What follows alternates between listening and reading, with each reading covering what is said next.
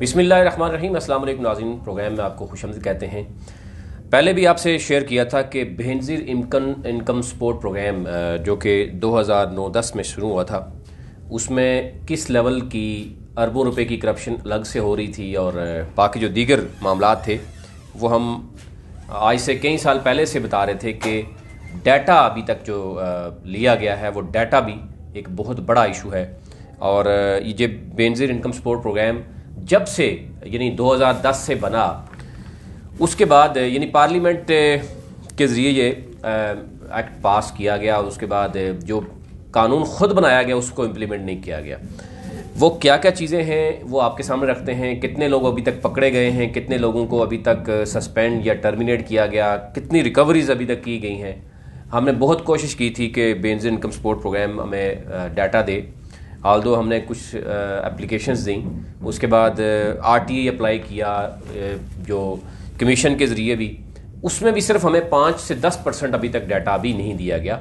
वो डाटा आपसे शेयर करेंगे तो आपके ख़ुद आपको अंदाज़ा हो जाएगा कि एक इदारा जिसको जो गरीब नादार लोगों के लिए बनाया गया है, उसमें हम देख रहे हैं कि दूसरे इदारों से लोग आकर वहाँ पर लूटते हुए नज़र आते हैं। जो DGs वहाँ बैठे हुए हैं उनकी बाकी इदारों में क्या सैलरीज हैं, यहाँ पर क्या सैलरीज हैं। कंसल्टेंट मैं तो समझ रहा था शायद 50 के करीब हैं, वो मुझे जो डाटा दिया गया वो 72 कंसल्टेंट्स वहाँ बैठे हुए हैं। तहसील लेवल यानी यूनियन काउंसिल लेवल तक इसका स्ट्रक्चर मौजूद है।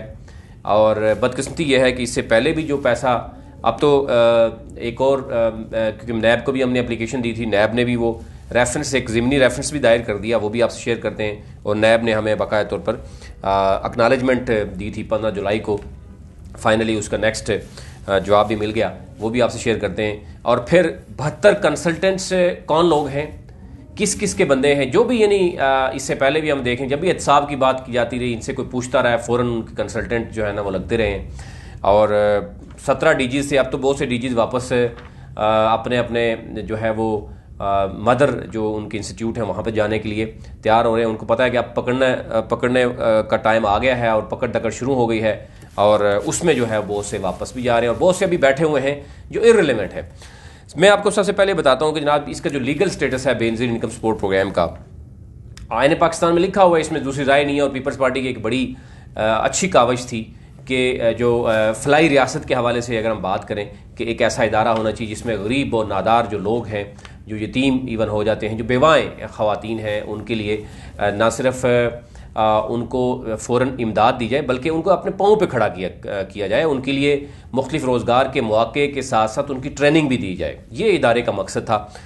बदकिस्मती ये है कि इस गरीब के इदारे गरीब के नाम पे बना गया। अभी तक अगर आप ये देखें कि 2010 से लेकर 2020 तक 10 सालों में कितना पैसा गरीब के पास गया है और कितना पैसा ये जो चंद लोग बैठे हो इनकी जेबों में गया, तो आप परेशान हो जाएंगे, हैरान हो जाएंगे कि पाकिस्तान में गरीब के नाम पर क्या कुछ हो जाता है। और इस इदारे का 90% जो बजट है वो आप आवाम का टैक्स है, टैक्स का पैसा है, वो गरीब आवाम के टैक्स का पैसा है जो वापस जाना था। लेकिन इनके पास क्या कुछ है, गाड़ियाँ कौन कौन सी इस्तेमाल हो रही हैं, इनका अपना लाइफस्टाइल क्या है, तनख्वाहें कितनी हैं, कंसल्टेंट्स और DGs की लाइन लगी है। लेकिन अमली तौर पर इन्होंने करना क्या है, बड़ा छोटा सा काम है। गरीब तक आपने 5 या 10 हज़ार देना है, उसके लिए आप अरबों रुपए जो है वो पे की मद में और आयाशी की मद में आप ज़ाया करते हैं। तो ये एक इंतहाई अफसोसनाक सूरत हाल थी। अब BSP के सबसे पहले तो ये था कि एक एक्ट बन गया, पार्लियामेंट से मंजूर हुआ, अच्छी काविश थी कि गरीब को जो है वो या नादार लोगों को हेल्प मिलेगी, बेवाएँ जो हैं वो उनको पैसे मिलेंगे और उनको बाकायदा तौर पर ट्रेनिंग दी जाएगी, अपने पाँव पे खड़ा कराया जाए। लेकिन सबसे बुनियादी काम जनाब ये हुआ कि BSP की जो कौंसिल बननी थी वो कौंसिल नहीं बनी। उसमें चीफ पैटर्न प्रेसिडेंट ने होना था और एग्जीक्यूटिव पैटर्न जो है वो प्राइम मिनिस्टर ने बनना था। फिर इन दोनों ने आगे जो है वो मिलकर कौंसिल के मेम्बरान बनाने थे। और फिर कौंसिल का बुनियादी काम यही था कि गुरबत के खात्मे के लिए पॉलिसी उन्होंने मरतब करनी थी। हर साल इसका एक इजलास भी होना था और जो BSP के परफॉर्मेंस को भी देखना था, चेक करना था। आज तक ना कौंसिल बनाई गई और ना ही कोई इजलास जो है जनाब हुआ। ये है सबसे बुनियादी यानी जो नुक्ता है। जब एक इदारे का वही नहीं होगा तो उससे आप अंदाज़ा कर सकते हैं कि फिर उसने क्या काम किया होगा। फिर गुरबत की डेफिनेशन करनी थी कि गरीब कौन लोग हैं। आज आप देखें, हम बार बार ये कहते रहे हैं, चीखते रहे हैं कि जनाब ये इदारे जो हैं वो बनाए जाते हैं गरीब आवाम के नाम पर, और फिर उसमें लोग अरबों-पति बन जाते हैं और गरीब बेचारा वहाँ ही रहता है और ना उसके नाम पर पैसा खाया जाता है। यही सिचुएशन यहाँ पे भी नज़र आई। गुर्बत की डेफिनेशन अभी तक नहीं हो सकी, और 8,40,000 यानी हम जो बार बार कहते रहे, यही काम आते ही हमने देखा तहरीक इंसाफ की हुकूमत में, और डॉक्टर सानिया नश्तर बड़ी बड़ी प्राउडली वो कहती हैं जनाब हमने ये काम किया कि 8,40,000 डाटा निकाल दिया। यानी वो लोग थे जो सरकारी, नीम सरकारी, उनकी बेगमात, वो गरीब आवाम का पैसा जो है वो खुद लेते रहे, और उनके 8,40,000 डाटा जनाब कि निकाल दिया जी, वो पहले लेते रहे। उसकी रिकवरी क्या हुई है जब इनसे पूछें तो वो फिर अदालतों के पीछे छुपते हैं, और अदालतें हमारी सबसे बड़ी रुकावट बन जाती हैं। हमने भी जो एक केस किया है उसमें भी हमें जो पता चला है कि वहाँ पे जो रजिस्ट्रार हैं हाई कोर्ट में, वो पहले डीजी खुद रहे हैं BASP में, और अभी जून जुलाई में हमने रिट की थी और आज अक्टूबर हो गई है। जब डेट आती है उसके बाद ये शो किया जाता है कि जनाब जगह नहीं है, और उसके बाद उसको आगे एक तारीख दी जाती है। उस पर मैं अलग से आपको बताऊंगा कि किस तरह का माफिया जो है वो यहाँ बैठा हुआ है, और वो कैसे कैसे जो है वो गरीब आवाम के पैसे जो है वो एक तरफ यानी तस्लीम भी हो गया, सारा कुछ हो गया। यानी इससे बड़ा क्या होगा कि जब मैं आपको डाटा शो कर रहा हूँ कि लोग टर्मिनेट हुए, रिकवरीज भी हो रही हैं। 8,40,000 डाटा ये खुद अपने मुंह से कह रहे हैं, वो प्रेस कॉन्फ्रेंस मौजूद है, वो मैं आपसे शेयर करता हूँ कि जनाब वो लोग ऐसे थे जो गलत पैसा लेते रहे गरीब आवाम का, उसकी रिकवरीज कितनी है। और फिर इसके अलावा जो कुछ होता रहा, अभी नैब ने जो केस टेकअप किया है, अभी जो लोग बैठे हुए हैं वो कितने इररिलेवेंट लोग बैठे हुए हैं, वो एक अलग से दास्तान है। उनकी डिग्रीज जो हैं वो खुद एक मशकूक हैं, वो एक अलग से दास्तान है। लेकिन अभी मैं आपको सिर्फ बता रहा हूँ कि इदारा बुनियादी तौर पर जिसका मकसद जो था उस मकसद में ही वो फेल हो गया। यानी जो बुनियादी मकसद था उसका वो ही अगर पूरा नहीं कर सकेगा तो वो इदारा गरीब आवाम को कैसे डिलीवर करेगा। अच्छा, गुर्बत की डेफिनेशन नहीं हो सकी गुज़िश्ता 10 सालों में कि गरीब कौन है। अब आपने देखा होगा कि जब गुज़िश्ता ये कोविड-19 के दौरान जब इन्होंने पेमेंट करनी थी तो कोई इदारा ऐसा नहीं मिला कि जो ये बता सके कि सर इतने पाकिस्तान में गरीब हैं। अच्छा, अब ये परेशान हो गए जो लोगों को कहा, आपने को पता होगा कि नादरा का इवन ऑफिस ओपन करवाए गए। कोई कह रहा था जनाब जो कभी बाहर ना गया हो, जिसका पासपोर्ट ना बना हो, ये गुर्बत की डेफिनेशन है। यहाँ पे कई ऐसे लोग हैं जो बाहर भी जाते रहे, मुख्तलिफ ममालिक में रहते रहे, उनको फिर भी पैसे मिलते रहे। तो एक तो ये है कि ये बुनियादी जो इसका मेन मकसद था इदारे का, उसी मकसद में ये फेल रहा। इसमें जितने भी लोग आते रहे वो सिर्फ अपने मफादात के लिए आते रहे, और अभी भी जो लोग बैठे हुए वो मफादात के लिए बैठे हुए हैं, अपने अजीज़ो अकारिब रिश्तेदारों को वहाँ पर एडजस्ट कराया हुआ है, और फिर वो अपने मदर इंस्टीट्यूट में चले जाते हैं। और ये इदारा एक लावारिस की तरह हमें नज़र आता है, जिसका अपना कोई वाली वारिस ही नहीं है। अपने जो मुलाजमीन हैं बेनजीर इनकम सपोर्ट प्रोग्राम के, उनकी हालत देख लें कि उनके साथ क्या सलूक होता है। एक सौतीली माँ जैसा सलूक हो रहा है उनके साथ, और बाकी बाहर से आते हैं, लूटते हैं और वापस चले जाते हैं। वो बेचारे अभी भी वहाँ पर BASP में बैठे हुए हैं, ना उनका यानी स्ट्रक्चर ही नहीं बेहतर बनने दिया गया। कहीं वो लोग खुद इसको टेकअप ना कर लें और इस इदारे को चलाने के काबिल ना हो जाए। एनी हाउ, यानी डाटा जो सर करना था। फिर सबसे बड़ी एक और बदकिस्मती यह है इस इदारे के लिए कि इसमें ऐसे ऐसे लोग आते रहे जो सर्वे के नाम पर पैसे खाते रहे। अभी तक 2010 से लेकर 2020 तक पहला सर्वे भी मुकम्मल नहीं हुआ। ये सर्वे मुकम्मल होना था उसमें, और बार बार होना था सर्वे, पहला सर्वे भी अभी तक मुकम्मल नहीं हो सका कि पूरे पाकिस्तान में कितने जो है वो गरीब हैं और गुर्बत की डेफिनेशन क्या है। भाई क्या कौन से लोग गरीब कहलाते हैं, किन लोगों को इमदाद देनी चाहिए, स्टेट किन लोगों के लिए करना चाहिए, लेकिन अभी तक नहीं हो सका। और अब आप देखें कि बाहर आके 2020 में 8,40,000 लोगों को निकालना, इसका मतलब है कि इससे इस कदर बड़ा ब्लंडर था। इसी जगह पे 8,40,000 के अगर उन लोगों के बजाय वो लोग होते हैं जो वाकई जो हकदार थे। ऐसे कई लोग हैं जो बेचारे गुर्बत, भूख का अफलास और किसकी वजह से जो है वो उनकी डेथ हो गई, लेकिन 8,40,000 डाटा आप उस वक्त निकाल रहे हैं 10 साल के बाद, और अपने स्टैंप लगा देते हैं कि जनाब ये अदारा डिलीवर नहीं कर सका। और इसमें जो लोग आए हैं वो कैसे कैसे लोग रहे हैं। फिर अब 2010 से लेकर 2020 तक जो मैंने कहा कि टोटल अभी तक एक सर्वे मुकम्मल नहीं हुआ, उसने गुर्बत की ना सिर्फ डेफिनेशन करनी थी बल्कि बताना था कि पूरे पाकिस्तान में कितने गरीब हैं। उसकी एक इंटरनेशनल स्टैंडर्ड होता है कि आपने बताना होता है कि पाकिस्तान में गुर्बत की डेफिनेशन क्या रखनी है आपने, कौन से लोग हैं जो गुर्बत की डेफिनेशन में आते हैं, कौन से लोग हैं जिनको BASP जो है वो सपोर्ट करेगा, उनकी फैमिलीज़ की ट्रेनिंग करेगा ताकि वो ना सिर्फ वो मुल्क पर बल्कि वो अपने पाँव पे खड़े हो सकें। और इसके लिए जो इदारे बनाए गए, जो इदारों के करप्शन की गई कि जनाब वो ट्रेनिंग दे रहे हैं, और कौन से लोग हैं जिनकी ट्रेनिंग दी गई, अभी तक कोई एक सिंगल बंदा भी सामने नहीं आ रहा कि जिसको ट्रेन करके इन्होंने उसके अपने पाँव पर खड़ा किया हो। उस पर भी अरबों रुपए हम देख रहे हैं कि वो भी खर्च हुए। एडवर्टीजमेंट की मद में अरबों रुपए का वो अलग से केस है, वो भी आपसे शेयर करते हैं। लेकिन ये जो सूरत हाल रही कि एंड में 8,40,000, उसमें कई सेक्टरीज लेवल के लोग, उनकी बेगमात, उनके बच्चे, ये भी इससे फ़ायदा उठाते रहे। और बड़े फ़ख्र से हम कह रहे हैं जनाब कि 8,40,000 डाटा हमने निकाल दिया है और मज़ीद लोगों को हम उसमें इन कर रहे हैं। उन 8,40,000 से रिकवरी है, जब आप पूछें तो ये बड़े आसानी से कोर्ट्स के, यानी कोई स्टे लेके आ जाता है, कोई क्या करता है और पैसा रिकवर नहीं होता। हमारे यहाँ बदकिस्मती यही है, नैब से लेके बाकी जितने भी इदारे हैं, जब रिकवरी की बात आती है तो वहाँ पर जो सूरत हाल है, यानी अरबों रुपए लगाकर केसेस चलते हैं और उसके बाद चंद यानी लाख या कोई बड़ी मुश्किल से कोई करोड़ या अरब निकलता है तो उसके लिए तशहीर की जाती है कि जनाब इतने पैसे जनाब हमने रिकवर किए। एक तो ये बात वाज़ेह होनी चाहिए आवाम के पास में कि 90% से ज़ायद इसका जो बजट है हुकूमत पाकिस्तान देती है और वो गरीब आवाम के टैक्स का पैसा है। वो ये कहीं गलत फहमी भी फैलाने की चक्कर में रहे हैं कुछ लोग कि जी ये इसका पैसा मुल्क से बाहर से आता है इसलिए इसका एहतसाब उस तरीके से नहीं हो सकता। अब मुलाजमीन और स्ट्रक्चर की बात करें तो पहले 16-17 DGs थे, अब शायद कम हो गए और अब बहुत से DGs जैसे हैं वो वापस यहाँ से भागना भी चाह रहे हैं क्योंकि एहतसाब का अमल शुरू हो गया और उनसे पूछा भी जा रहा है। उनके अजीज़ व अकारिब जो वहाँ भर्ती हुए हैं वो भी हैं।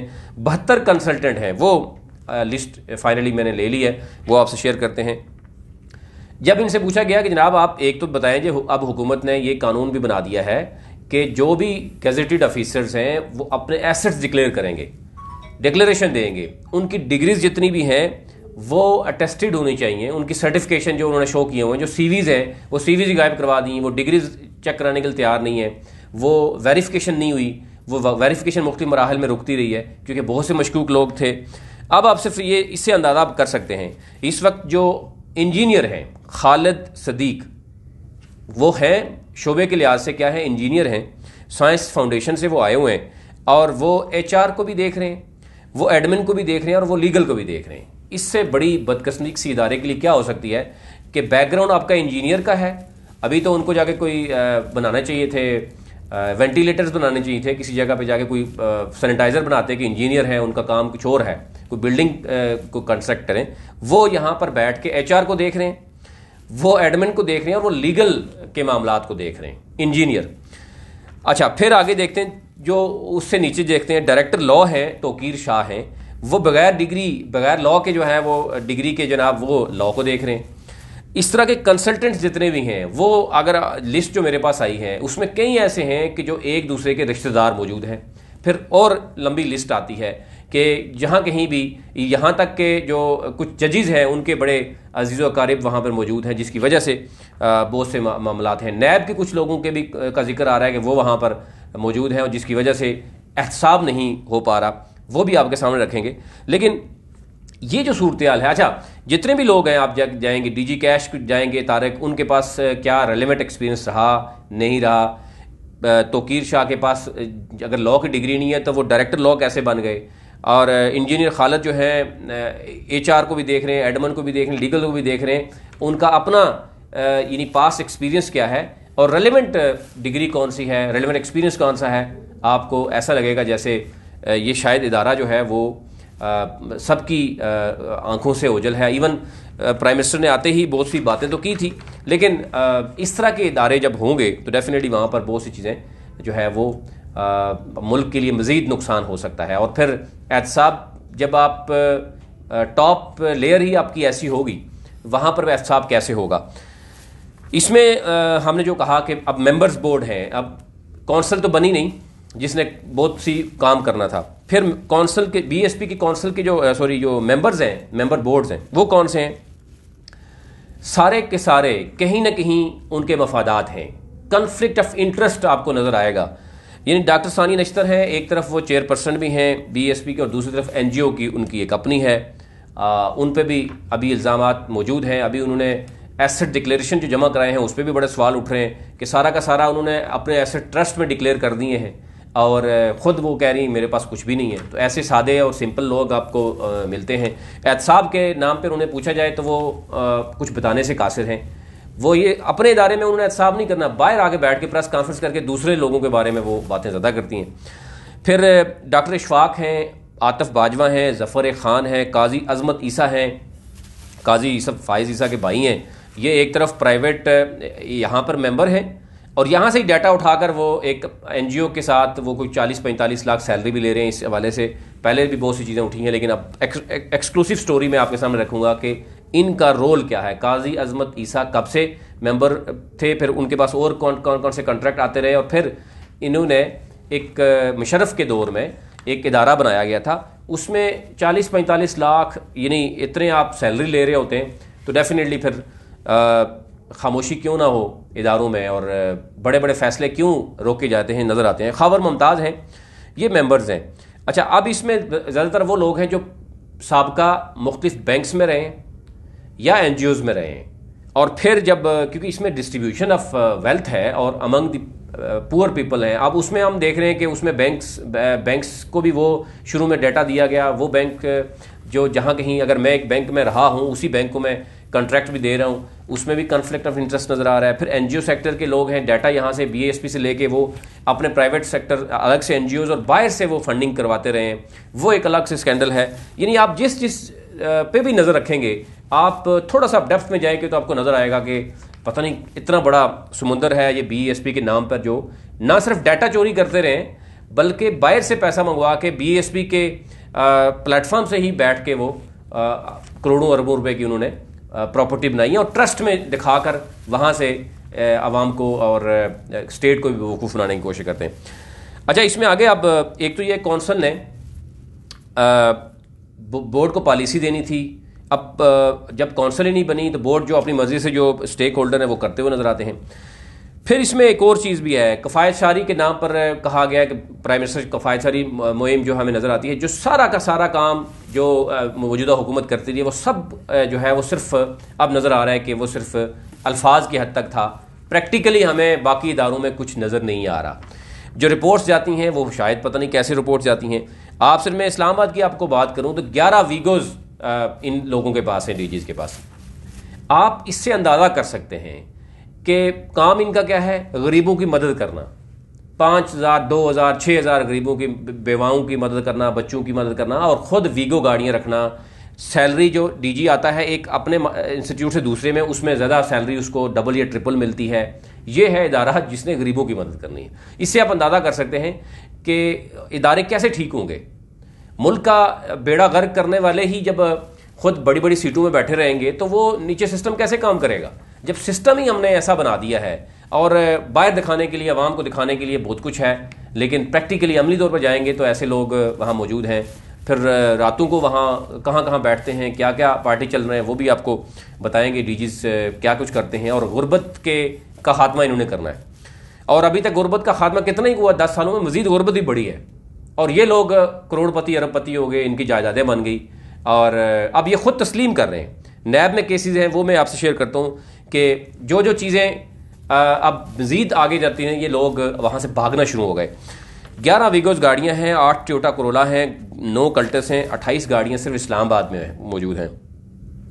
अच्छा, अब गाड़ियाँ कहाँ इस्तेमाल हो रही हैं, आप किसी भी वक्त चले जाएँ, ये 28 गाड़ियाँ आपको नज़र नहीं आएंगी। आपको मैं बताऊँगा कि गाड़ियाँ कहाँ पर इस्तेमाल हो रही हैं और कौन सा शख्स ज़्यादा गाड़ियाँ इस्तेमाल कर रहा है और किस शख्स से की गाड़ी भी जो है वो उसके पास मौजूद है। और दीगर जो गाड़ियाँ बाकी गाड़ियाँ थी जो ख़राब हो गई, उनके साथ कई सालों से क्या हो रहा है और उनके जो पुर्जा जात हैं, उनकी जो चीज़ें थी वो चोरी करके कौन कौन से मुलाजमीन जो है वो सेल करके आ गए और वो गाड़ियाँ वहाँ पे स्ट्रक्चर के तौर पर क्या खड़ी रही हैं, ये एक अलग से स्टोरी है। वो डाटा मेरे पास आता है तो मैं आपसे शेयर करता हूँ।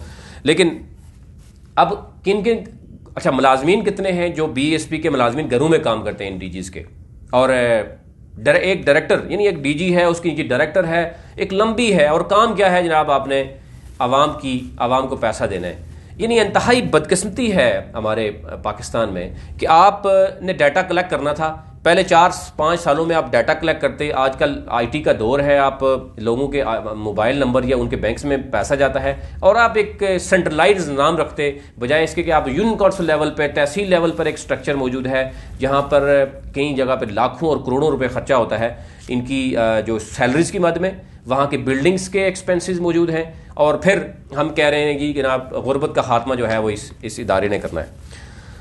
एनी हाउ, अब 8,40,000 डाटा पहले ही ये मान चुके हैं कि हम गलत लोगों को देते रहे हैं। अच्छा, अब जो लोग डिसमिस किए गए हैं, हमने एक केस दायर किया था हाई कोर्ट में, क्योंकि ये डाटा भी नहीं दे रहे थे। अब इन्होंने डाटा देना शुरू किया, फिर हम जो राइट टू इन्फॉर्मेशन हमने अप्लाई किया, और फिर हाई कोर्ट में हम गए थे, जून में तकरीबन गए थे। 28/9/20 को एक हमारी डेट थी, उसको फिर वहाँ पर जो मौजूद हैं हमें अंदाज़ा हो गया है, वो भी आपसे शेयर करेंगे। उस डेट को भी जो है वो नो स्कोप के, जनाब टोटल 19 केसेस हैं, उसमें स्कोप ही नहीं है। फिर 20/10 को केस था, टोटल 21 केस थे, उसमें भी स्कोप नहीं है। और वहाँ पे जो इस वक्त रजिस्ट्रार हैं साजिद बलोच साहब, मेरी उनसे बात भी हुई थी, वो एक्स DG BASP रहे हैं। तो आप खुद सोच सकते हैं कि जो शख्स DG BASP रहा और रजिस्ट्रार हो हाई कोर्ट में, वो उसमें ज़रा केस आगे पीछे जाएगा या नहीं जाएगा। और उनके कुछ अजीज़ व क़ारिब, ये भी बताया जा रहा है कि वहाँ पर मज़ीद एडजस्ट जो है हो रहे हैं, वो स्टोरी भी आपके सामने रखेंगे। लेकिन अदालतों का निज़ाम आपके सामने होना चाहिए कि आप किसी भी काम के लिए अगर आप जाएंगे तो वैसे नहीं जो है वो चीखो पुकार हो रही है। सबसे बड़ी रुकावट इस वक्त आपकी जो है वो अदालतें भी मौजूद हैं। अब ये जब कब तक हो, आप फैसला कर लें, राइट या यस या नो में फैसला करें फ़ौरन के जनाब ये ठीक है इदारा या गलत है।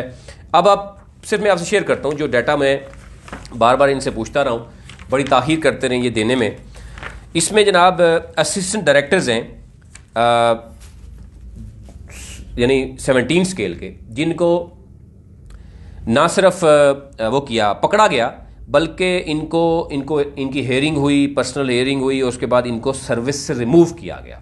यानी हम जो बार बार कहते रहे कि इस लेवल की करप्शन हो रही है, वो इदारा खामोशी से यही कहता रहा नहीं जी ऐसा कुछ नहीं हो रहा। अब क्योंकि पैसे का सारा रेल फेल है और गरीब आवाम के पैसे के साथ ये खेलते रहे लोग, इनके साथ कैसा सलूक होना चाहिए था ये तो अदालतें बाखूबी जानती हैं। लेकिन अदालतों के लोग जब अपने बैठे होंगे वहाँ पे BASP में, मुख्तलिफ इदारों में, और वो बार्गेनिंग करेंगे, जब जितने केसेस आएंगे उसके आदाद शुमार बढ़ते जाएंगे, तो फिर आप उससे अंदाज़ा कर सकते हैं कि क्या है जनाब। अब ये है डिसमिस किया है सर्विस से 17/1/2020 को मिस्टर शफीउल्लाह, असिस्टेंट डायरेक्टर हैं जनाब, इनको फारिग किया गया और इनसे कुछ अमाउंट ले ली गई है। इसी तरह मिस्टर उमर खान है, असिस्टेंट डायरेक्टर हैं, इनको भी जनाब 29/1/2020 को रिमूवल फ्रॉम सर्विस किया गया। सैयद फजल अमीन है, असिस्टेंट डायरेक्टर हैं जनाब, डिसमिसल फ्रॉम सर्विस किया गया, ये 17/1/2020 को। मिस्टर ये नाम सर शुद्ध पढ़ा जा रहा है, खान है कोई, असिस्टेंट डायरेक्टर हैं, ये एबटाबाद से हैं, और 17/1 को इनको भी फारिग किया गया। फिर मिस्टर मोहम्मद नुमान जहीम हैं, असिस्टेंट डायरेक्टर हैं, इनको भी DI खान से हैं, इनको भी 17/1 को फारिग किया गया और डिसमिसल फ्रॉम सर्विस है, और इनसे पैसे जो है वो कई लोगों से वसूल भी किए गए, कई लोगों से अभी तक वसूल नहीं किए गए। मिस बुशरा अमरीन है, असिस्टेंट डायरेक्टर थी, ये इनको भी जनाब 29/1/2020 को फारिग कर दिया गया सर्विस से। मिस्टर औरंगजेब हैं, ये इनको भी 6/4/2020 को यानी रिमूवल फ्रॉम सर्विस किया गया। अब मैं आपको बताता हूं कि हमने इनसे कब से डाटा मांग रहे थे, कब से हम कह रहे थे कि इसमें करप्शन हो रही है, सब कुछ हो रहा है, और ये सर्विस से रिमूवल कब हो रही है। इससे आपको अंदाजा हो जाएगा कि किस हद तक ये मेरिट पे काम करते रहे, पहले क्यों खामोशी रही, पहले इन लोगों से क्या लेन देन होता रहा है। अब ये लोग जब फट रहे हैं, इनके पास भी बहुत बड़ा डाटा है कि इनको सर्विस से निकाला गया। ऐसे कई लोग हैं जो अभी भी बैठे हुए हैं और इन्होंने तो शायद लाखों में कहीं की है या करोड़ों में करप्शन की होगी। कई ऐसे हैं जो इससे ज़्यादा हड़प करके बैठे हों। बाहर से आने वाली बहुत सी इमदाद, बहुत से लैपटॉप्स, जो बाहर से आने वाला इक्विपमेंट था वो कहाँ गायब है। जनरेटर्स जहाँ से चोरी हुए थे वो कौन उठा के ले गया था, FIR किसके खिलाफ हुई थी, महकमाना कार्रवाई कहाँ तक पहुँची है। ये बहुत से ऐसे लोग वो वहाँ ही बैठे हुए हैं जो जनरेटर चोरी करने वाले थे, किसने करवाए थे और किसने उनको छुड़ाया, ये भी आपको बताएंगे। मिस्टर अब्दुल, अच्छा ये लोग हैं वो जो फील्ड सुपरवाइज़र हैं, जो वहाँ पर फील्ड में भी जो है वो करप्शन करते रहे। ये 7/2/2020 को फारग हुआ है mister Abdul Hamid Khan, field supervisor हुआ है। इसको जनाब removal from service and recovery of the amount involved, इसमें इनसे जनाब 1,62,874 अमाउंट वापस मिला है। Mister Mohammad Irfanullah assistant complaint, ये भी थे। अब जब जो कंप्लेनेंट ऑफिसर थे जिनको कंप्लेंट आवाम ने करनी थी वो खुद करप्ट थे, तो खुद अंदाजा कर सकते हैं कि क्या कुछ हो रहा है। और रिमूवल कब हो रही है सर्विस से? 2020 में रिमूवल हो रही है। और उससे पहले जब ये डीजीज मौजूद थे, जब मिल के करप्शन किया करते थे, उनको क्या सजा हुई है? ये एक बहुत बड़ा सवाल है कि आपके ऊपर बॉस बैठा हुआ है जिसको आप मंथली भी दे रहे हैं, उसमें से परसेंटेज भी दे रहे हैं, वो बचा हुआ है, और नीचे जो है ना सारा फारग हो रहे हैं। मिस्टर लियाकत अली खान है, फील्ड सुपरवाइजर है, 3/2/2020 को इनको फारग किया गया। मिस्टर नसरुल्लाह जमाली हैं, फील्ड सुपरवाइजर, इनसे जनाब ये सारे लोग हों जिनके तकरीबन 2-2 लाख 3-3 लाख इनसे रिकवरी भी की गई है। और removal from service and recovery of the amount involved. Rahim Bakhsh field supervisor हैं, ये 6/2/2020, ठीक है, यानी इनको फारग किया गया। फिर मिस्टर शफकतुल्लाह खान है, असिस्टेंट कंप्लेंट, इनको 6/2/2020 को रिमूव किया गया। Mister Mohammad Ismail assistant complainant हैं, 7/2/2020 को इनको फारग किया गया। Mister Mumtaz Ali assistant commissioner हैं, असिस्टेंट कंप्लेंट ऑफिसर थे जनाब, इनको 14/2/2020 को फारग किया गया। Mister Zafar Hussain assistant complaint है, 20/3 को इनको फारग किया गया। और फिर मिस्टर दीन मोहम्मद फील्ड सुपरवाइज़र हैं, 31/3 को इनको फारग किया गया। और रहीम शाह असिस्टेंट कंप्लेंट है, 31/3 को फारग किया गया। और ये लोग जो थे ना, इनको आखिरी डेट में क्यों फारग किया गया, ये एक अलग स्टोरी है, क्योंकि इन्होंने कहाँ डाटा जमा कराना था, जिसकी वजह से इन्होंने यानी उन लोगों को भी राज़ी करके यानी एट द एंड तक लेके गए। फिर मिस्टर ओबिन हसन असिस्टेंट करप्शन जो है कंप्लेंट्स हैं, ये 3/4/2020 को इनको फारग किया गया।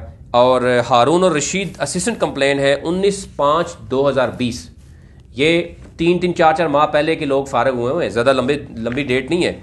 और 1-2 सालों से हम इनको बार बार कंप्लेंट दे रहे हैं। मैं आपसे डाटा शेयर करता हूँ कि हम कब से इनको कह रहे हैं कि हमें डाटा दिया जाए, कब से हम कह रहे हैं कि करप्शन हो रही है, ये चीज़ चोरी हो रही है, यहाँ पे ये डीजी ये कुछ करता रहा है, लेकिन उस वक़्त ये सारे मिलकर वो करते रहे हैं।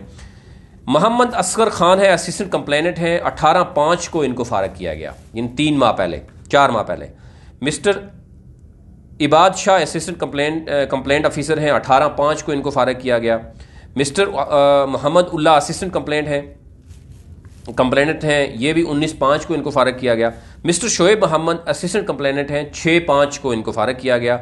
एजाज अहमद है असिस्टेंट कंप्लेनेंट, और इनको 7 को फारग किया गया। इन्होंने 11,05,874 रुपये की सिर्फ इनसे रिमूवल फ्रॉम सर्विस और 7 रिकवरी भी इनसे की गई है।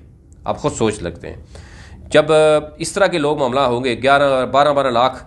एक साहब हैं जिनके 16,09,011 है, ये मिस्टर मोहम्मद उल्लाह हैं, असिस्टेंट कंप्लेनेंट हैं।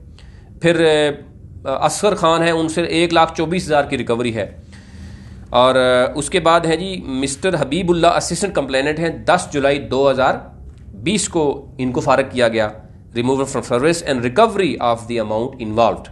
मिस्टर मसूद अहमद सुमरो हैं, ये जनाब 19 जुलाई 2020 को इनको फारग किया गया और सर्विस से भी फारग किया गया और इनसे रिकवरी भी हुई। मिस्टर मुसद्दक हुसैन असिस्टेंट कंप्लेनेंट हैं, 9 जुलाई को इनको फारग किया गया। और मिस्टर शाहिद खान हैं, असिस्टेंट कंप्लेनेंट हैं, इनको भी with holding of annual increment for 3 years and recovery of the amount involve, 4 सितंबर को इनको किया गया जनाब। और जो मुश्ताक हुसैन है, उनको रिमूवल फ्रॉम सर्विस किया गया। ये जो है जो अमाउंट मेरे पास आ रही है वो 24,22,000 की, सिर्फ ये लोग चंद हैं जिन्होंने इतनी एम्बेजमेंट्स जनाब ये की हैं।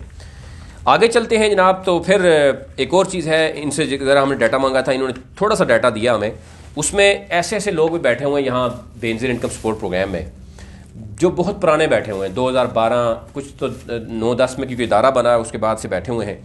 इसमें बहुत लंबी लिस्ट है, लेकिन मैं आपसे चंद लोगों को शेयर करता हूँ जो पुराने बैठे हुए हैं। इसमें जनाब इरफान अमान यूसुफ जई हैं, रीजनल डायरेक्टर जनरल हैं SPS 20 में, ये 2015 में आए थे। इसी तरीके से शुजात फ़ारूक हैं, ये भी 2015 से हैं। हाफिज़ शाहिद अब्बास हैं 16 से हैं। फ़ज़ल इलाही हैं 15 से हैं। इसी तरीके से मोहम्मद अली मोहसन है 15 से, और सैयद आसिफ मुनीर हैं, ये डायरेक्टर हैं जनाब, अक्टूबर 2012 में आए थे। इनको 8 साल हो गए हैं, अभी भी अक्टूबर चल रहा है। और इसी तरीके से अतीक खालिद हैं, ये 2011 में आए हुए हैं जनाब, अतीक खालिद जो असिस्टेंट डायरेक्टर हैं। और मोहम्मद सलमान यूसुफ जई है, ये यूसुफ साफ़ी है, पता नहीं क्या लिखा हुआ है, 2015 में ये भी आए हुए हैं। और इस तरह की एक लंबी लिस्ट है, अगर मैं कोशिश करूँगा स्क्रीन पे आपको दिखाई देगी कि कितने लोग इस वक्त ये मौजूद हैं। इनकी जो सेक्रेटरी हैं, डायरेक्टर जनरल हैं, डीजीज़ हैं, और एक बड़ी लंबी तादाद है डीजीज़ की। आप बड़े बड़े इदारे देख लें जो पूरे पाकिस्तान में जिन्होंने सर्व करना है, उनके डीजीज़ देख लें, 2 या 3 डीजीज़ होंगे, रीजन वाइज होंगे या सूबे वाइज होंगे। यहाँ पर 17, 16, 17, 18 डीजीज़ तक भी बैठे रहते थे। अब डीजीज़ ने दोबारा यहाँ से भागना शुरू कर दिया क्योंकि एहतसाब शुरू हो गया। अब उनके दौर में जो कुछ होता रहा, डेफिनेटली ये जो 2020 में फारग हो रहे हैं 4-4, 3-3 माह पहले, वो आपको अंदाज़ा होना चाहिए कि कब से क्या कुछ करते रहे। और जब इसकी डेप्थ में जाएंगे तो बहुत सी चीज़ें मज़ीद निकल आएंगी। अच्छा, अब list of the wing wise individual consultants हैं अभी जो करंटली वर्किंग इन BASP, इसमें जनाब एक बहुत बड़ी तादाद है, 72 कंसल्टेंट्स हैं। अच्छा, कंसल्टेंट किस चीज़ के हैं? आप इसी से अंदाज़ा कर सकते हैं कि एक गुर्बत के खात्मे के लिए इदारा बनाया गया है, उसमें 72 कंसल्टेंट्स हैं। अच्छा, 72 कंसल्टेंट्स हैं और उन्होंने काम क्या करना है कि पैसे की डिस्ट्रीब्यूशन करनी है। 17 डीजीज़ हैं, उसके बावजूद क्या होता है, यानी मुझसे कोई गलत अल्फाज ना निकल जाएं, आप इससे अंदाज़ा कर सकते हैं इतनी बड़ी फौज बैठी हुई है, उसके बावजूद 8,40,000 का डाटा निकाला जाता है कि गलत लोगों को दिया जा रहा है। कौंसल वो नहीं बनती। फिर ये जो मैंने नाम लेके बताए हैं आपको, ये वो लोग हैं जो रिमूवल फ्रॉम सर्विस हैं और इन्वॉल्व है, इसमें पैसा इन्वॉल्व है। उनसे रिकवरी भी कुछ में से की गई और कुछ लोगों से अभी तक रिकवरी नहीं है। कुछ को वैसे बकरी कुर्बानी का बकरा बना दिया गया। पीछे क्या था? अब ये सारे बेकसूर हैं, तमाम डीजीज बेकसूर हैं, चेयरपर्सन जो रही हैं वो भी बेकसूर हैं। इससे आप अंदाज़ा कर सकते हैं कि इदारे क्यों ना ख़राब हों। इदारे जब वीक होंगे तो फिर यही सिलसिला होगा, जो कुर्बानी का बकरा जो है ना वो असिस्टेंट डायरेक्टर बनेगा या कोई कंप्लेन ऑफिसर बनेगा, और ऊपर जो बैठा हुआ है अपना हिस्सा लेता रहा है, वो आराम से वापस अपने मदर डिपार्टमेंट जो है खा पी के वहाँ वापस चला जाएगा। बहुत से लोग वापस जा चुके हैं और बहुत से लोग अभी पर तोल रहे हैं कहाँ सीट खाली हो वहाँ पर भागने के चक्कर में। अब क्या है जी, ये 72 कंसल्टेंट्स हैं, 72 कंसल्टेंट्स हैं। काम क्या करते हैं वो भी मैं आपको बता देता हूँ। और काम, इदारे का काम क्या है? गरीबों को पैसे देने, और 2,000, 5,000, 10,000 से ऊपर किसी को भी पास नहीं जाता। और इनकी सैलरीज देखें, इनके पास गाड़ियाँ देखें, इनकी बाकी चीज़ें देखें। मोहम्मद ज़ुबैर हैं जी, फाइनेंशियल मैनेजमेंट स्पेशलिस्ट हैं FNA में।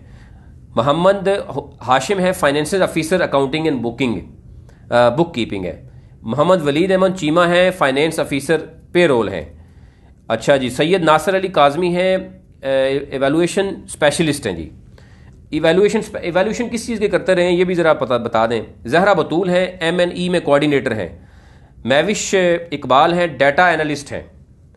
अच्छा, मोहम्मद अशरफ हैं, स्टैटिस्टिशियन हैं, ज़रा ये स्टैटिस को देख रहे हैं। नुज़रत शमीम है, MNE में कोऑर्डिनेटर हैं जनाब, ये भी। मोहम्मद असगर हैं, ये भी MNE में हैं, कोऑर्डिनेटर हैं। और उज़ैर अहमद ख़ान है, मॉनिटरिंग स्पेशलिस्ट हैं, रिसर्च एसोसिएट हैं। अच्छा, इन सब से पूछ लें इनका काम क्या है, इनको अलफ बे तक नहीं आता। बहुत से इनमें से लोगों से हमारी मुलाकात होती है, वो सिर्फ जाते हैं और आते हैं, और किस पर्ची पर उनकी अपॉइंटमेंट हुई है, किस बंदे को खुश करने के लिए उनको वहाँ बैठाया गया है।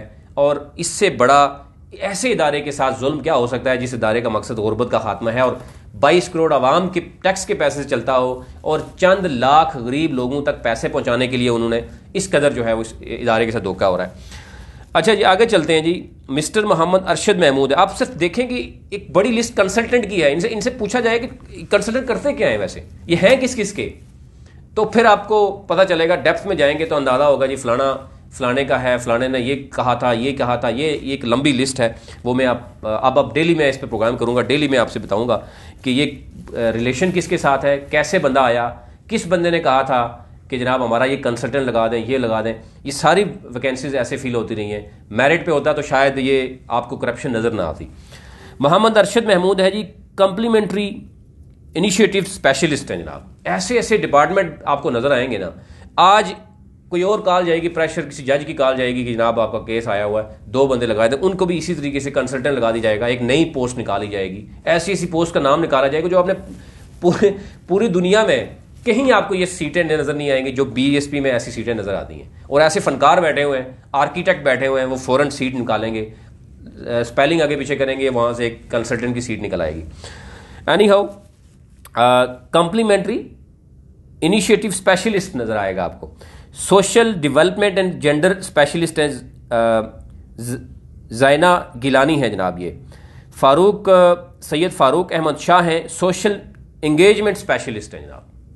आप चेक करें कैसे कैसे लोग बैठे हुए हैं, और ऐसे ऐसे बाबे भी बैठे हुए हैं जिनको व्हाट्सअप तक यूज़ नहीं करना आता, और वो आईटी के भी उस्ताद बने बैठे हुए वहाँ पे। अच्छा, मिस्टर अली फैसल बलोच हैं, ये जनाब एडमिन एंड प्रोक्योरमेंट एक्सपर्ट्स हैं। हाँ, ये बहुत बड़े एक्सपर्ट्स हैं, और इन्होंने CA ग्रेजुएशन में ये इस विंग में है। फिर जवेद इकबाल हैं, BGP हैं, प्रोजेक्ट मैनेजर टीम लीडर हैं जनाब। और ये जो करप्शन करती रही टीम, उसके लीडर भी बहुत से ऐसे नज़र आते हैं, आपको नज़र आएंगे। मिस्टर कैसर सलीम हैं, BGP finance and audit experts हैं। अच्छा, अब ऑडिट और एक्सपर्ट और फाइनेंस के एक्सपर्ट थे, उनके नज़र के नीचे उनके सारा कुछ ये होता रहा, और अब बंदे भी फारग कर दिए गए। या तो ये ऐसा होता ना कि आप कहते नहीं, कोई करप्शन नहीं हुई। अब आप इससे बच नहीं सकते, क्योंकि आपने लोगों को फारग किया, और अभी बहुत से लोग ऊपर बैठे हुए हैं जिनका नाम अभी आ रहा है। जिन लोगों को फारग किया, अब वो पूरी डिटेल जो है वो ला रहे हैं। उसमें बहुत से एक्सपर्ट जो है वहाँ भागने के लिए वहाँ तैयार है। अब ये इतनी सीटें बनी हुई हैं। कैसर सलीम में BGP फाइनेंस ऑडिट एक्सपर्ट्स हैं। उरूज वहीद हैं, BGP planning monitoring and reporting experts हैं। अच्छा जी, उसके बाद आसिम हमीद हैं, सिस्टम आर्किटेक्ट हैं। ऐसे से आर्किटेक्ट बैठे हुए हैं, आप परेशान हो जाएंगे नाम सुन के। जीशान हुसैन है, सीनियर सॉफ्टवेयर डेवलपर हैं 2। फिर हैं जनाब हसन जवेद हैं, सीनियर सॉफ्टवेयर डेवलपर 1। अच्छा जी, ताहिर ज़िया हैं, software developer 1। Software project manager हैं जनाब खुरम शहजाद साहब, राणा खुरम शहजाद साहब। और राणा साहब कहाँ से आए हैं वो भी आपको बताऊँगा। मिस बेनिश जमील हैं, क्वालिटी एश्योरेंस कोऑर्डिनेटर हैं जनाब।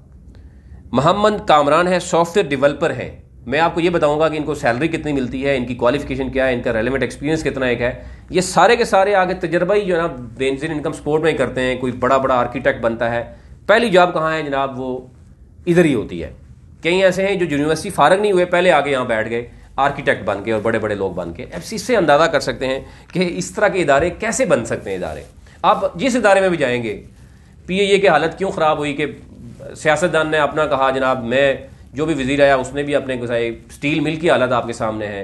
इससे पहले बाकी इदारों का भी क्या कुछ होता रहा, और ये इदारा तो चलो गरीबों के नाम पर होता था, इसको तो बख्श देते, लेकिन इसमें भी जो कुछ हुआ और जिस दौर में हुआ वो अब बेनजीर ये नैब में भी केस है, वो भी आपसे शेयर करेंगे।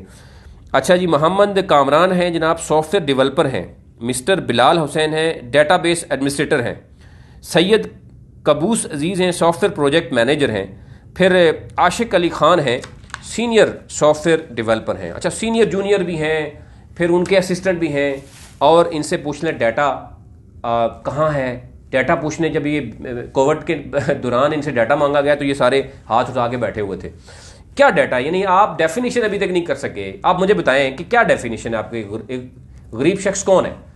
8,40,000 बंदा निकाल के खातून जो चेयरपर्सन है वो आके कह रही जनाब हमने करप्शन पकड़ी है, बंदे भी निकाल दिए हैं अभी। तो वो बंदे जो करप्शन करते रहे उनकी रिकवरी हुई है, उसके ऊपर तो कोई बैठा होगा। आपको तो ये जो DGs जितने भी बैठे रहे हैं, ये कंसल्टेंट बैठे रहे हैं, ये क्या करते रहे वहाँ बैठ के। Mister Ishfaq Ali Khan, senior software. अच्छा, आगे आ जी, हबाश महमूद हैं, एंड्रॉयड डेवलपर हैं जनाब। फिर एंड्रॉयड डेवलपर हैं तो फिर दूसरा एप्पल डेवलपर भी होगा, फिर उससे नीचे भी मुख्तलिफ डेवलपर्स बैठे होंगे। अच्छा जी, डॉक्टर हसन इस्लाम है, प्रिंसिपल टेक्नोलॉजी एडवाइज़र हैं जनाब। ये ऐसे एडवाइज़र बैठे हुए हैं जनाब, ये एडवाइज़ करते हैं। फिर आ गया mister Mohammad Asim, technical writer भी है बैठा हुआ जी। फिर उसके बाद इरफान हनीफ है, क्वालिटी अश्योरेंस इंजीनियर डेटाबेस। अच्छा जी, फिर उसके बाद हनैन महमूद है, GIS स्पेशलिस्ट हैं जनाब ये। और राजा असद महमूद है, असिस्टेंट सिस्टम इंजीनियर। गुलफराज यहाँ पे मौजूद हैं, असिस्टेंट नेटवर्क एडमिनिस्ट्रेटर हैं। और फिर वासिम फारूक हैं, सीनियर सिस्टम एडमिनिस्ट्रेटर हैं। और फिर आ गया तुफैल अहमद अब्बासी हैं जी, इंफॉर्मेशन सेक्रेटरी स्पेशलिस्ट। सारे स्पेशलिस्ट हैं और कुछ अजीब तरह की नई नई वैकेंसीज आपको नज़र आएंगी। उसामा अली है, नेटवर्क सिक्योरिटी स्पेशलिस्ट। फ़र्रख रशीद हैं, क्वालिटी एश्योरेंस कोऑर्डिनेटर। अच्छा जी, मोहम्मद इरफान शेख आ गया, ये वैन स्पेशलिस्ट हैं। अच्छा, फ़रहान अली हैं, लॉजिस्टिक कोऑर्डिनेटर हैं। मोहम्मद जाहिद जमाल तरीन है, मॉनिटरिंग एंड एवेलुएशन कोऑर्डिनेटर हैं। एक तो बंदा होगा, फिर कोऑर्डिनेशन के लिए अलग से लोग होंगे। मोहम्मद रेहान खालिद हैं, मिस MIS कोऑर्डिनेटर हैं जी, ये भी कोई इदारा होगा। फिर आ गए मोहम्मद ज़ुहैब सईद, ये हैं जनाब field operations associate. Rabia Qureshi हैं, ये भी फील्ड ऑपरेशंस एसोसिएट हैं। मिस्टर इमरान ज़फ़र हैं, फील्ड ऑपरेशन एसोसिएट हैं। मिस्टर अहमद बिलाल आसिम हैं, फील्ड ऑपरेशन एसोसिएट हैं। मिस आसिया परवीन है, फील्ड ऑपरेशन है। सैयद वकार हैदर शाह शिराजी हैं, ये इम्प्लीमेंटेशन स्पेशलिस्ट हैं। नासिर अजीज़ हैं, फील्ड ऑपरेशन एसोसिएट हैं जनाब ये भी। मोहम्मद अवैस मुजफ्फ़र हैं, फील्ड ऑपरेशन एसोसिएट हैं। मिस्टर नईम अहमद हैं, ये कोऑर्डिनेटर हैं। मोहम्मद नुमान अली हैं, operation design and planning specialist हैं। मोहम्मद हसीब अहमद कियानी हैं जनाब, ये senior training consultant resource person 1 है। और मिस्टर अनायत शाह हैं, ये junior training consultant resource person 2 है। अच्छा जी, चौधरी शफीकुर रहमान है, ये लीगल एडवाइज़र हैं जनाब। सैयद वकार हुसैन बुखारी हैं, junior training consultant resource person हैं जनाब। उसके बाद आगे जनाब हफ्सा खान है, social media officer 1। Tahir Mehmood है, सोशल मीडिया ऑफिसर 2। अच्छा जी, नादिया फ़खर हैं, बेनिफिशरीज आउटरीच स्पेशलिस्ट। इनकी सोशल मीडिया भी ज़रा चेक करें, कितना एक वो स्ट्रॉन्ग सोशल मीडिया है। आप एक प्राइवेट इदारे को भी आप देख लें। बेनिफिशरीज आउटरीच स्पेशलिस्ट हैं जनाब, नादिया फ़खर हैं। राना मुअज़्ज़म रहीम है, बेनिफिशरीज आउटरीच एसोसिएट हैं जनाब ये भी। और मिस्टर फ़ज़ल रहीम ख़ान हैं, कम्युनिकेशन स्पेशलिस्ट हैं जनाब। और सादिया बतूल हैं, केस मैनेजमेंट स्पेशलिस्ट हैं। और अनस इकबाल हैं, मिस्टर अनस इकबाल, ये MIS में स्पेशलिस्ट हैं। और सैयद तनवीर अब्बास हैं, पेमेंट स्पेशलिस्ट हैं जनाब। क्या कमाल है, पेमेंट स्पेशलिस्ट। अच्छा जी, उसके बाद आ गए जनाब मिस्टर मुरिंदर कुमार शायद हैं ये, CCT कोऑर्डिनेटर हैं। फिर आप आगे आ जाएं जनाब, मोहम्मद अहमद अख्तर हैं, पेमेंट कंप्लेंट्स स्पेशलिस्ट हैं जनाब। मोहम्मद नुमान उमर हैं, पेमेंट स्पेशलिस्ट हैं। मिस्टर जीशान सलीम है, पेमेंट स्पेशलिस्ट 2 हैं। मिस्टर अजफर जमाल हैं, इंडिविजुअल बैंकिंग कंसल्टेंट हैं। मिस्टर सुहेल हसन है, प्रोक्योरमेंट स्पेशलिस्ट 1 हैं। और इसी तरह सैयद खुरम शहरियार हैं, प्रोक्योरमेंट स्पेशलिस्ट 2 हैं। ये सारे के सारे कंसल्टेंट होने के बावजूद गरीब आवाम का पैसा जो है वो उन तक नहीं। इतना कुछ होने के बावजूद आपके बंदे पकड़े जाते हैं। तो आप बता दें कि ये इतने बड़े कंसल्टेंट्स, इतने बड़े DGs ये क्या करते रहे हैं। इससे अंदाज़ा हो सकता है कि एक गरीब के नाम पर इस मुल्क में क्या कुछ होता रहा है और मज़ीद होता हुआ नज़र आता है। और फिर ये एक लंबी लिस्ट है जनाब, पंजाब में जो गाड़ियाँ हैं, सिंध में जो गाड़ियाँ हैं, और गिलगित बल्तिस्तान में जो गाड़ियाँ हैं, AJK में जो गाड़ियाँ हैं, और डिटेल ऑफ नॉन कंडेम जो व्हीकल्स हैं वो आपसे अलग से शेयर करेंगे, उसमें क्या मामला है और कब से गाड़ियाँ अभी तक पड़ी हुई थी। और फिर एक केस है, अभी नैब में भी है, वो भी मैं आपको बताऊंगा। इसमें जो एम्बेजलमेंट से सिर्फ है, यानी जो 1 अरब से ज़ायद तो सिर्फ एडवर्टीजमेंट की मद में गया है पैसा। गरीब आवाम का पैसा एडवर्टीजमेंट की मद में गया हुआ है। ये मैं आपको दिखाऊं कि list of national advertisement along with payment, ये जनाब आया हुआ है। और इन्होंने डाटा जो है वो कुछ अभी तक नहीं दिया, जो वैसे हमारे पास मौजूद है ये अभी भी उसमें। और एक वहाँ पर मीडिया, अच्छा डीजी मीडिया हैं, वो ज़ाहिर ये भी कहने की कोशिश करते रहे हैं, बहुत कुछ उनको मैंने वैसे बात की थी उनसे कि जनाब मैं बांग्लादेश जा रहा हूँ, तो पीछे आपने ये कह देना है कि वो बांग्लादेश चले गए हैं, तो नया बंदा आएगा तो उसको मज़ीद टाइम लेके दीजिएगा। आप इस तरीके से यानी आप आवाम के पैसे के साथ जुल्म करते हुए नज़र आते हैं आप लोग। यानी आप फेस करें ना चीज़ों का, आप डाटा दें। एक प्राइम मिनिस्टर भी अकाउंटेबल है, वो बताने के कि जी स्टेट के पैसे से उसने पानी कितना पिया, चाय कितनी पी, वो भी अपने एसेट डिक्लेयर करता है। आप कैसे नहीं डिक्लेयर कर सकते? आपकी डिग्रीज जो है वो अटेस्ट नहीं हो रही, आपके सर्टिफिकेशन फेक नज़र आ रहे हैं। आपके कई लोग यहाँ से इसलिए भाग गए हैं या भाग रहे हैं कि उनको पता है कि वो पकड़े जाने वाले हैं। अब ये चीज़ें तो हैं, लेकिन अब नैब क्योंकि हाथ डाल चुका है, बहुत जल्द मैं आपको एक और लिस्ट आपके सामने रखूँगा जिसमें इस वक्त जो बैठे हुए लोग हैं वो कहाँ कहाँ पे अप्रोच कर रहे हैं। 24 करोड़ 48 लाख 5 हज़ार का ये एक डेटा ये है जनाब। ये सिर्फ एडवर्टीजमेंट जाती नहीं है, लोगों की खिदमत हासिल करने के लिए। 23 करोड़ 62 लाख का एक डाटा है। फिर इन्होंने जो पैसे दिए हैं, एक और बहुत बड़ा स्कैंडल है अभी भी, क्योंकि वो ज़्यादा चीज़ें चल रही होती हैं। एक स्कीम थी जिसमें अरबों रुपए लगाया गया था, 4 अरब से ज़ायद पैसा आया था कि आपने जिन लोगों को आप पैसे देते हैं 2000 4000, बेवाएँ भी हैं, बच्चियाँ भी हैं, यतीम बच्चे भी हैं, गरीब नादार लोग हैं, उनको ट्रेनिंग देकर आप अपने पाँव पे खड़ा कर सकें, ताकि बजाय बार बार मछली देने के आप उनको मछली पकड़ना सिखा दें। उस पर 4 अरब के करीब पैसा था। और वहाँ पर यह था कि जनाब जो इंडिविजुअल्स आए, जो कंपनीज आएंगी जो ट्रेनिंग देंगी उनको आपने पे करना है, ठीक है। अब उसमें इतनी बड़ी एम्बेजलमेंट हुई है, जो लोग पैसे देते रहे हैं, जो बार्गेनिंग चलती रही है, वो एक अलग इशू है। कुछ लोग कोर्ट में भी गए थे, उनसे जो मांगते रहे हैं पैसा, कितना मांगते रहे हैं, कुछ लोगों को पेमेंट की गई, कितनी पेमेंट हुई है, और वहाँ पर बुक में क्या कुछ लिखा हुआ है, या कितने पैसे वहाँ पर दिए गए, चेक कितने का दिया और वापस कितने ले लिए गए, वो एक अलग से स्कैंडल है, वो मैं आपके सामने रखूंगा। लेकिन बदकिस्मती यह है, जब आप इनसे पूछें कि वो 4 अरब आपने लगाया है कंपनीज को देकर, वो तो चलो अलग बात है, करप्शन हुई है, उनमें से कितने लोग आपने ट्रेन किए हैं जो इस वक्त अपने पाँव पे खड़े हैं, कितनी खवातीन हैं, कितने बच्चे हैं, कितनी बच्चियां हैं। आप इससे अंदाज़ा लगा सकते हैं कि इस इदारे की परफॉर्मेंस क्या रही है। और ये इदारा जो डेफिनेशन नहीं कर सका अपने गुर्बत की, और ये एक पूरा अलग से है, क्योंकि आज टाइम ज़्यादा हो गया, तो कल मैं आपके सामने कुछ और मज़ीद चीज़ें भी रखता हूँ। और स्पेशली हमारी जो वहाँ पर रजिस्ट्रार हैं साजिद बलोच साहब, ज़रा मुख्तलिफ़ एरियाज़ में असिस्टेंट कमिश्नर भी रहे हैं, डीजी वो पहले रहे हैं, मैं उनको जानता हूँ, वो शायद हमें जानते नहीं होंगे, लेकिन वो डीजी बीएसपी भी रहे। अब हाई कोर्ट में जो केस है वो उनका नाम लिया जा रहा है, तो वह उनसे भी रिक्वेस्ट होगी, मेरी उनसे फ़ोन पे बात हुई थी कि आप क्योंकि एक इदारे जिसके साथ इतना जुल्म हुआ, आप भी उसका हिस्सा रहें, तो आप तो ऐसी जगह बैठें जहां आपको कम अज़ कम अब इसका सच का साथ देना चाहिए, जो कुछ लोग वहां पर मौजूद हैं। आज के लिए इतना ही। मज़ीद मैं आपको इसके कल आपको मज़ीद चीज़ें बताऊंगा कि क्या कुछ बेनज़ीर इनकम सपोर्ट में हो रहा है, और ये इस तरह के इदारों के साथ क्या होना चाहिए। आवाम ही ये नहीं फैसला करेगी कि इस तरह के इदारों के साथ क्या हो रहा है। जब बंदे पकड़े जाएँ, रिमूवल फ्रॉम सर्विस हो जाए, करप्शन पकड़ी जाए, गरीब आवाम के नाम पर पैसा लूटने वाले सरेआम वहाँ पर बैठे रहें, और डबल ट्रिपल सैलरीज देते रहें, बड़ी बड़ी गाड़ियों में ऐशी करते रहें, और इदारे का मकसद क्या है जनाब कि उसने गरीब की मदद करनी है। आज के लिए इतना ही।